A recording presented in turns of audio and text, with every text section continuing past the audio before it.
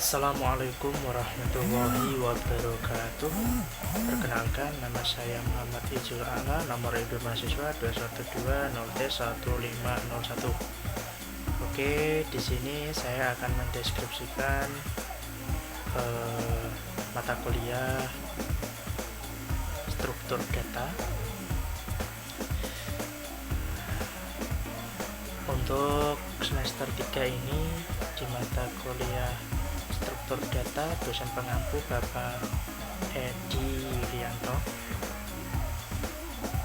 Mata kuliah ini mempelajari tipe data kompleks, pemakaian tipe data kompleks ke dalam algoritma, pemecahan masalah yang mengandung unsur penggunaan tipe data kompleks, dan analisis algoritma sortir, searching, serta manajemen memori.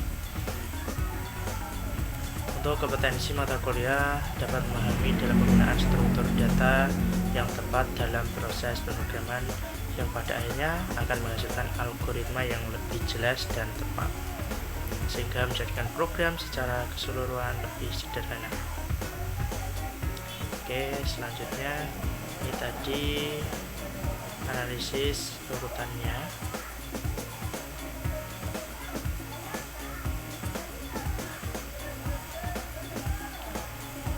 Jadi kegiatan perkuliahannya tadi ada offline dan online atau daring dan luring.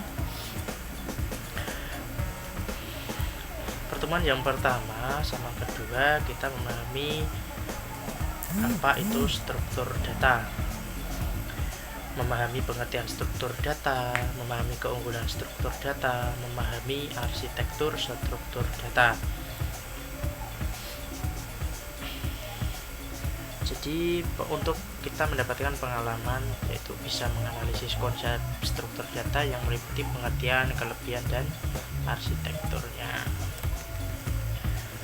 Yang kedua yaitu mendeskripsikan lingkungan struktur data, bisa mengetahui beberapa contoh kasus penggunaan struktur data, teknik pemrograman struktur data. Selanjutnya yaitu memahami konsep tree, memahami definisi tree, memahami binary tree, memahami kunjungan tree, atau kita memahami konsep apa itu binary tree dan konsep-konsepnya bagaimana. Selanjutnya yaitu memahami konsep graph, memahami definisi graph, menjelaskan semua primitive list konsep graph. Yang selanjutnya memahami perhitungan kompleksitas komunikasi suatu algoritma, saja memahami dalam pembuatan program sortir atau searching secara benar. Jadi di situ kita bisa mengimplementasikan pembuatan program. Jadi kita udah buat apa itu programnya, algoritmanya seperti apa. Di pertemuan ke-13 tadi itu selanjutnya itu memahami konsep manajemen memori. Nah, yang terakhir yaitu pembuatan program simulasi manajemen memori.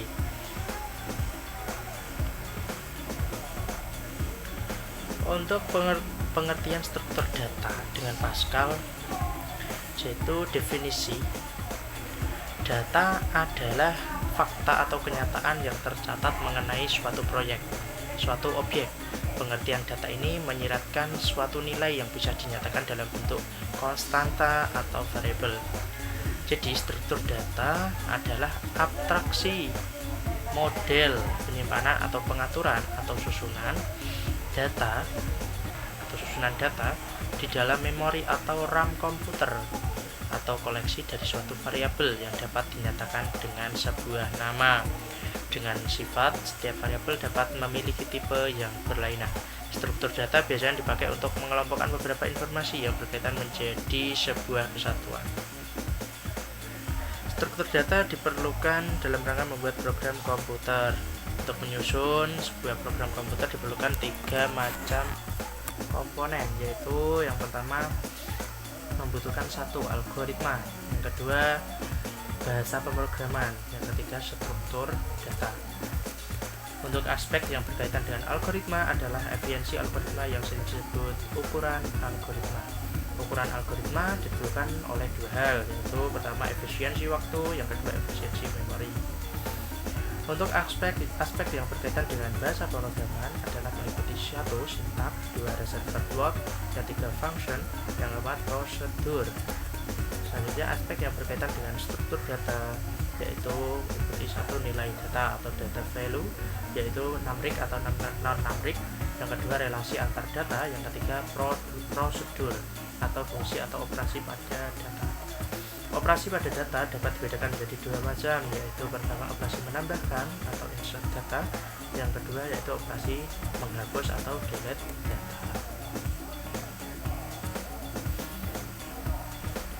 Nah, untuk tipe pada Pascal yang pertama tipe data sederhana, tipe data terstruktur, tipe data konten.